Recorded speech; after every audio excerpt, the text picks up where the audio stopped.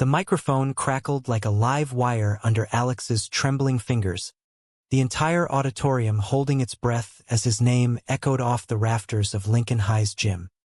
And now, valedictorian Alexander Hayes. The principal boomed, will share a few words on behalf of the class of 2025. But Alex wasn't thinking about the speech he'd rehearsed 100 times in his bedroom mirror.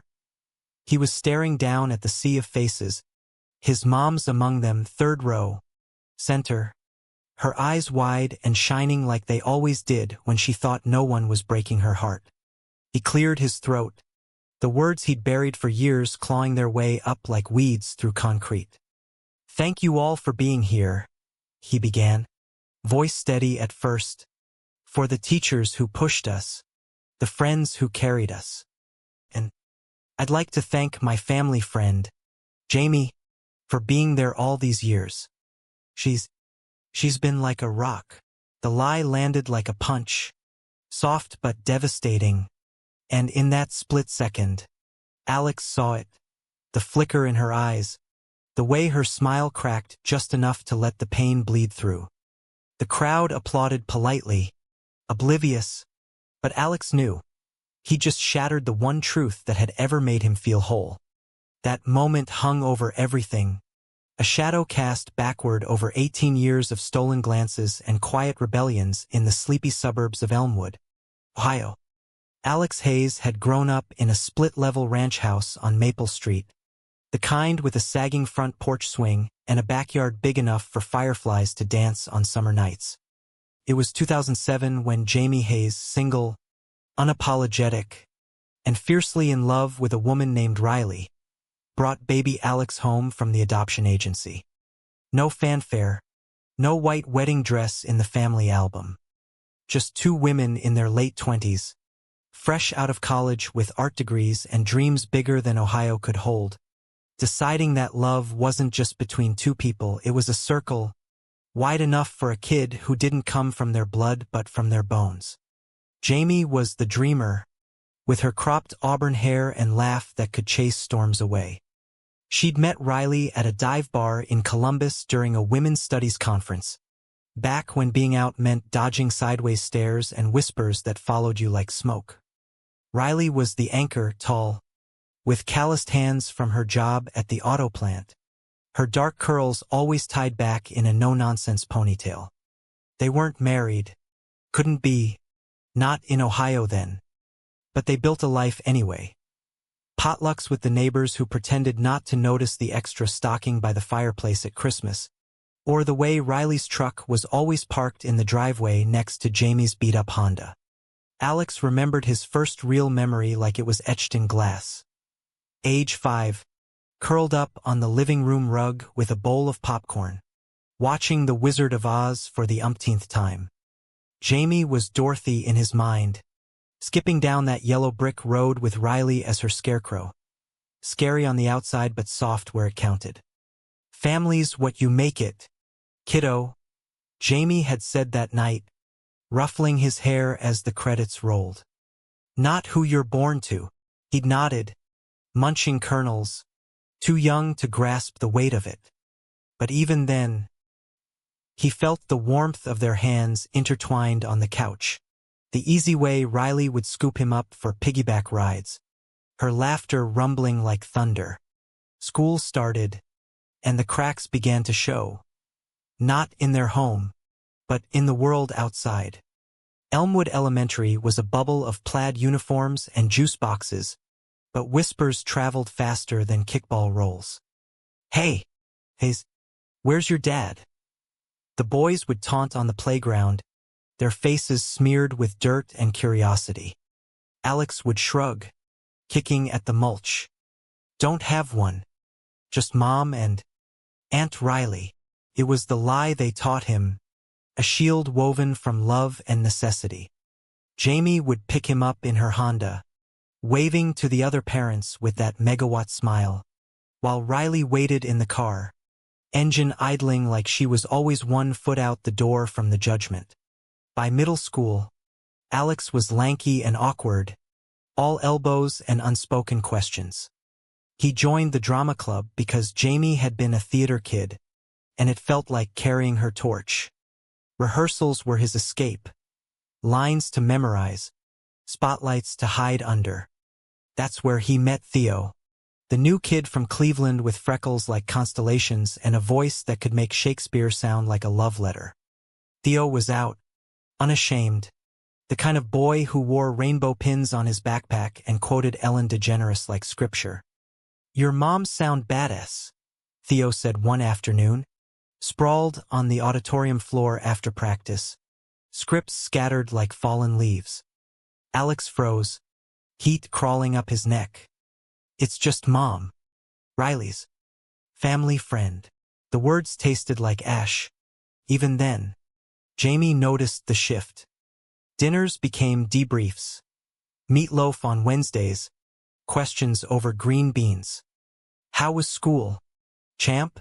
Anyone giving you grief?" Alex would mumble about homework, dodging her eyes. Riley, ever the quiet observer, would slide him an extra roll, her gaze saying what words couldn't. "We see you." But Alex was pulling away, brick by brick. The news was full of stories: same-sex marriage fights in California, protests in D.C., and Elmwood felt like ground zero for the backlash. Pastor Reynolds at the corner church preached fire and brimstone on Sundays, his sermons leaking into Monday lunch tables. God made Adam and Eve, not Adam and Steve.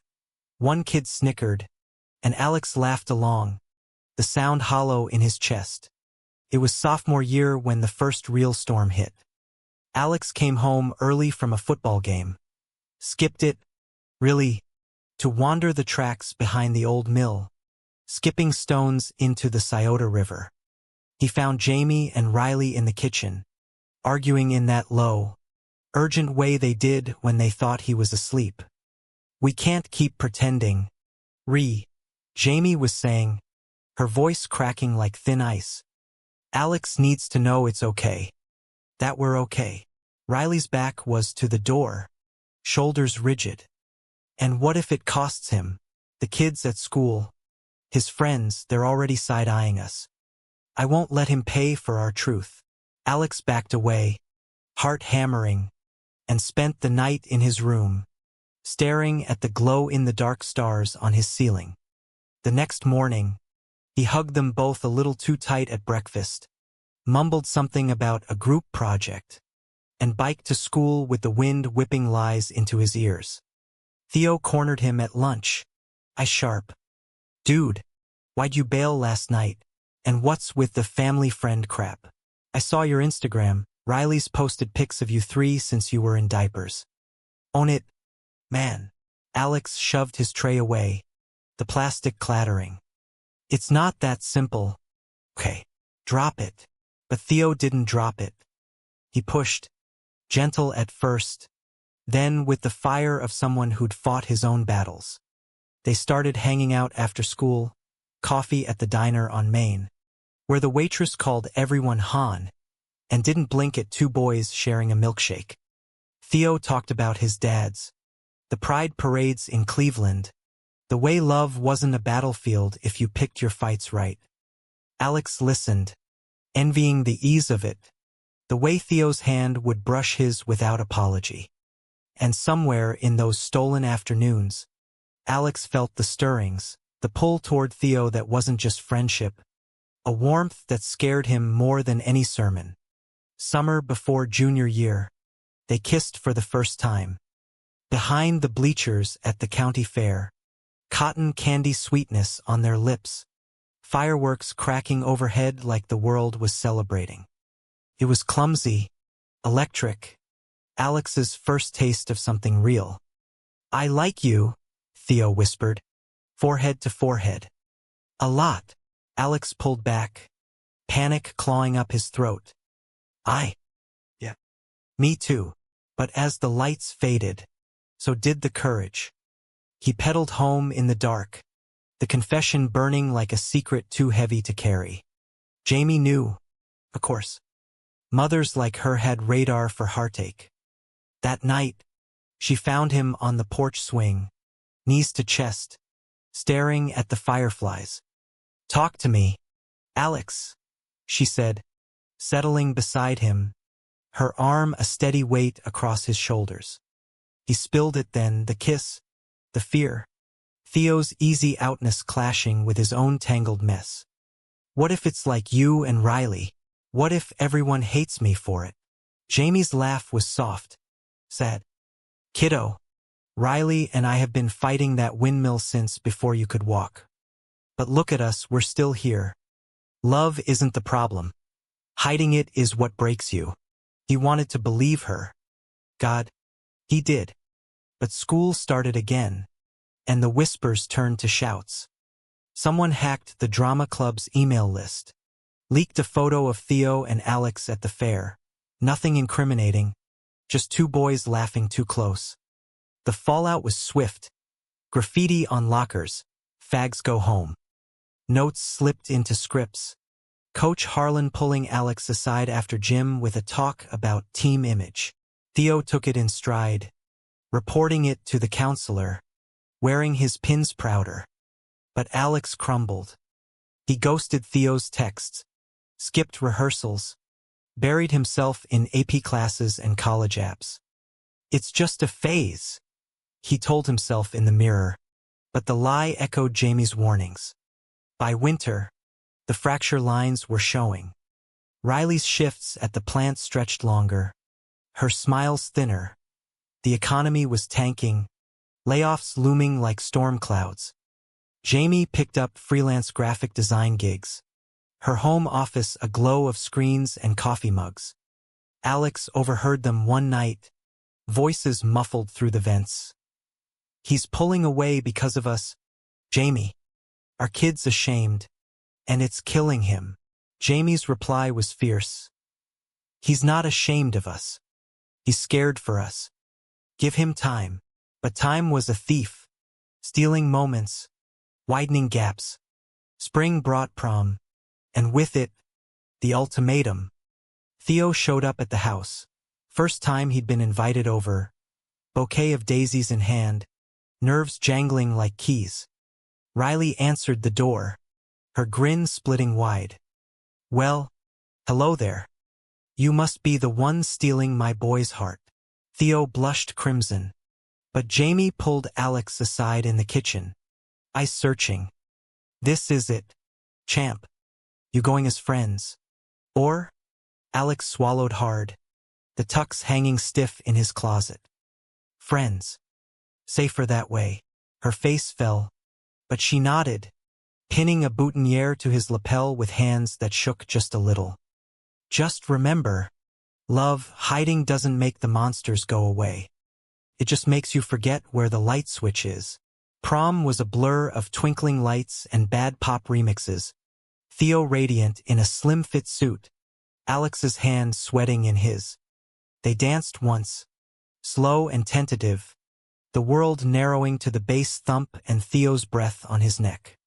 "I miss you," Theo murmured. "We don't have to hide." Alex wanted to say it back, to pull him close and damn the stares. But across the gym, Brittany Klein, head cheerleader, pastor's daughter, snapped a photo, her smile all teeth. By Monday, it was texted around, "Hayes and the Fairy." The taunts escalated, shoulder checks in halls, prayer circles that felt like inquisitions. Alex broke it off that week, cornering Theo after class. "This isn't working. We're better as friends." Theo's eyes welled, but his voice was steel. "Bullshit. You're scared, Alex. Of them. Of you. But guess what? Your moms didn't raise a coward, they raised a fighter. Don't make them wrong." He walked away, shoulders squared, leaving Alex gutted in the empty hallway. The months blurred into a haze of isolation. Alex aced finals, buried in books, avoiding home where Jamie's concerned glances felt like spotlights. Riley tried too, leaving him mixtapes of old folk tunes, Dylan, Simon and Garfunkel, with notes scribbled on the cases. "Bridge over troubled water, kid. We're here." But he couldn't bridge it. Not when the mirror showed a stranger ashamed of his own reflection. Graduation loomed like a guillotine. Rehearsals, cap fittings, the valedictorian slot that should have been a triumph. Jamie and Riley planned a party, backyard barbecue, string lights, the works. "Our boys flying the nest," Jamie said over dinner one night, her excitement a lifeline Alex didn't deserve. He nodded, forcing smiles, the speech burning a hole in his backpack. He'd rewritten it a dozen times, each version softer, safer, erasing Theo, glossing over family, polishing the lie until it gleamed. The day arrived in a rush of sun and nerves. Elmwood High's gym swelled with families, air thick with perfume and pride. Alex sat on the stage, program folded in his lap, scanning the crowd until he found them. Jamie in a sundress the color of ripe peaches, Riley beside her in khakis and a button-down, arms linked like it was the most natural thing. Their eyes met his, full of that fierce, unwavering love, and for a heartbeat, he almost stood, almost said it, "My mom's, the women who taught me courage." But the principal called his name, and the moment shattered. Up there, under the lights, the words poured out, polished, perfect, poisonous. "Family friend, Jamie." The applause washed over him like absolution he hadn't earned. He scanned the rows as he sat, saw Riley's hand tighten on Jamie's knee, Jamie's nod small and brittle. His chest caved, the diploma heavy as lead. Backstage, the hugs and photos blurred. Theo clapped him on the back, eyes distant. "Nice speech, Hayes." Then the real world intruded. Pastor Reynolds cornering Jamie by the exit, Bible in hand, murmuring about redemption. Alex watched from afar, frozen, as Riley stepped forward, voice low thunder. "We're good, Reverend. Save your verses for someone who needs 'em." They left together, heads high, but the drive home was silent, the air in the Honda thick with unsaid recriminations. The party was subdued, neighbors milling with potato salad and small talk. Alex hovered on the edges, nursing a soda, the weight of the day pressing down. Jamie found him by the grill, flipping burgers with mechanical precision. "Proud of you, kiddo," she said, but her voice wobbled.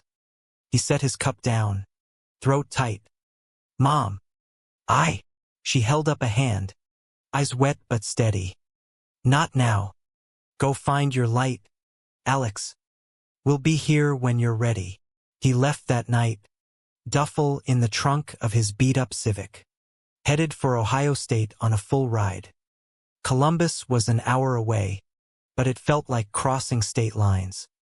The dorms smelled of fresh paint and freedom, roommates blasting hip-hop, posters of bands Alex had never heard.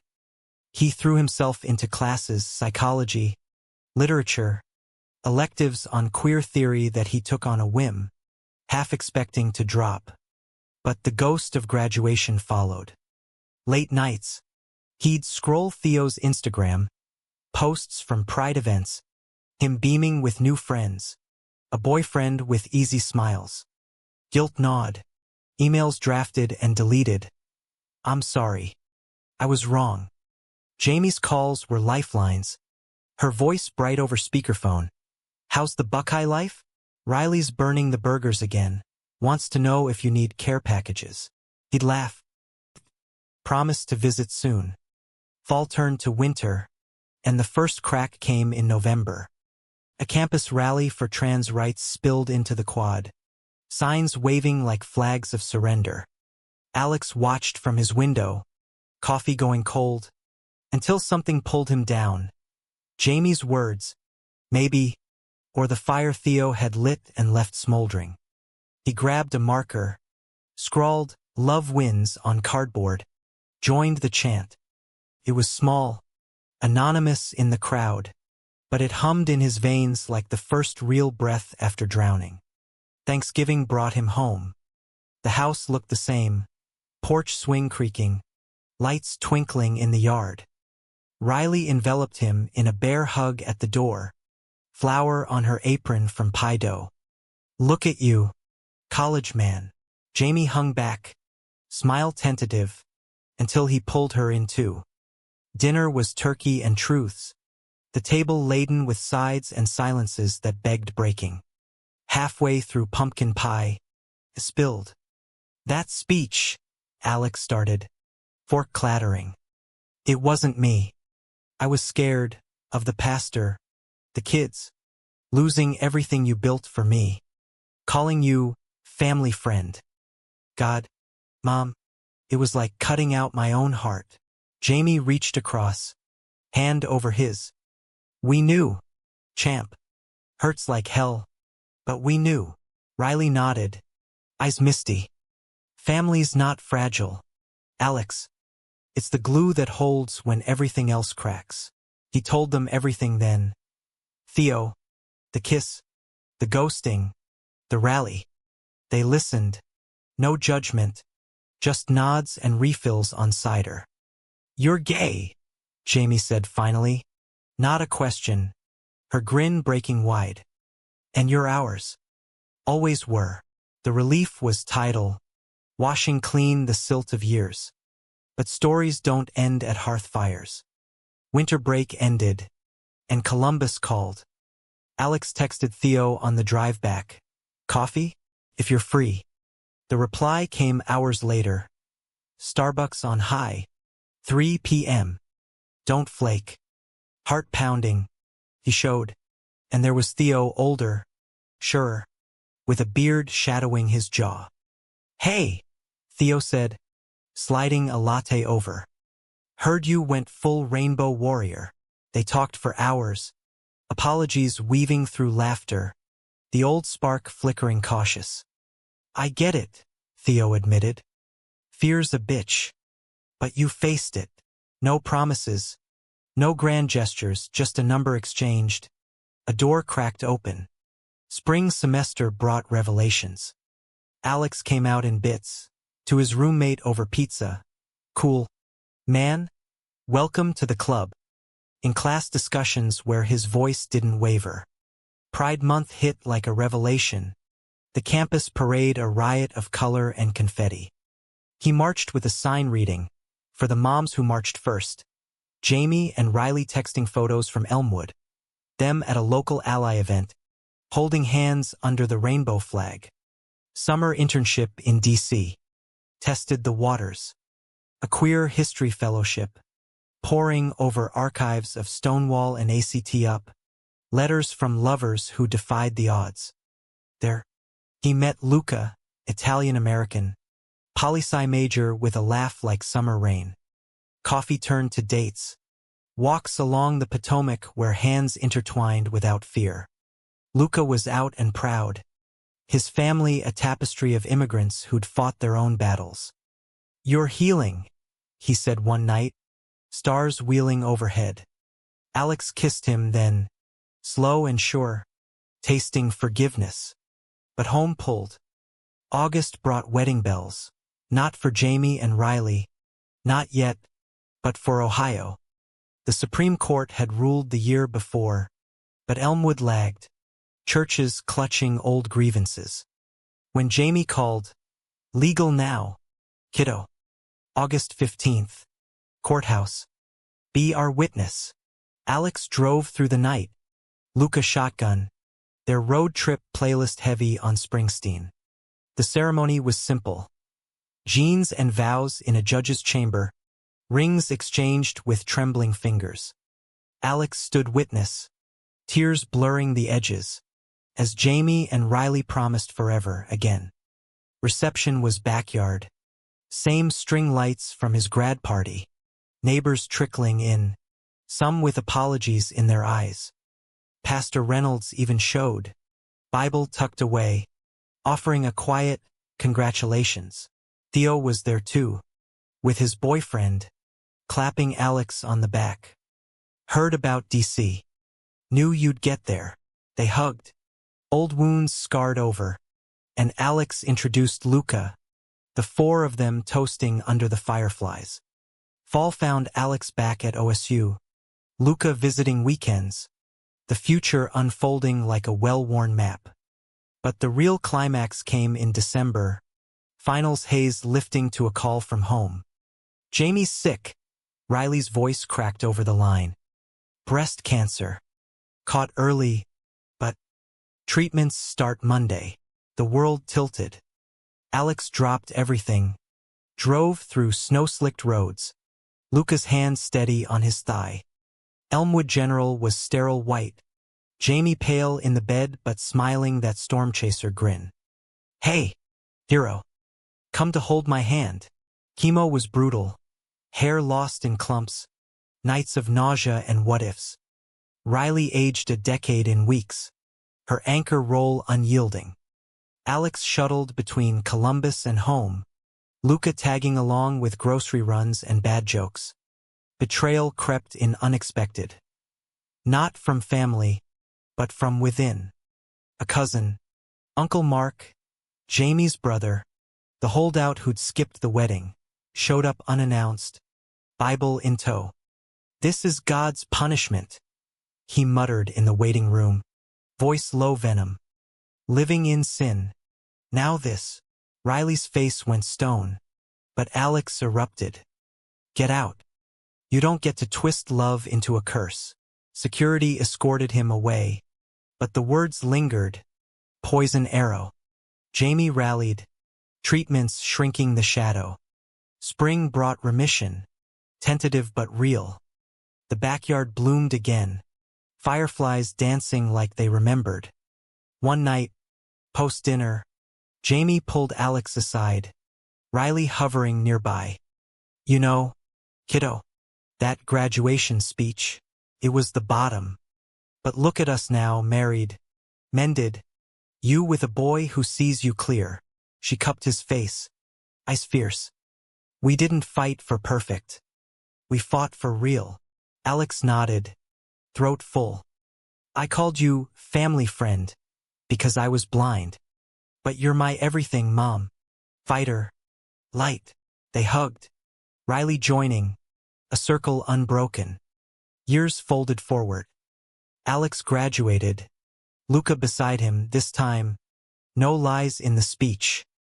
"To my moms, Jamie and Riley Hayes, who taught me love's the bravest rebellion." The crowd cheered, Theo whooping from the bleachers, pride swelling like the Ohio River at flood. They settled in Columbus, Alex teaching high school drama, Luca in city council, Jamie and Riley retiring to a cottage by the lake. Hands intertwined on the porch swing, fireflies eternal. Visits were ritual, Thanksgivings with pies that didn't burn, summers with parades and promises. In the end, it wasn't triumph or tragedy, but the quiet human truth. Love bends but doesn't break, not if you hold on through the storms. Alex learned it late, but he learned it deep. Family wasn't blood or labels, but the choice to show up, every damn time. And in the glow of that choice, he found his way home.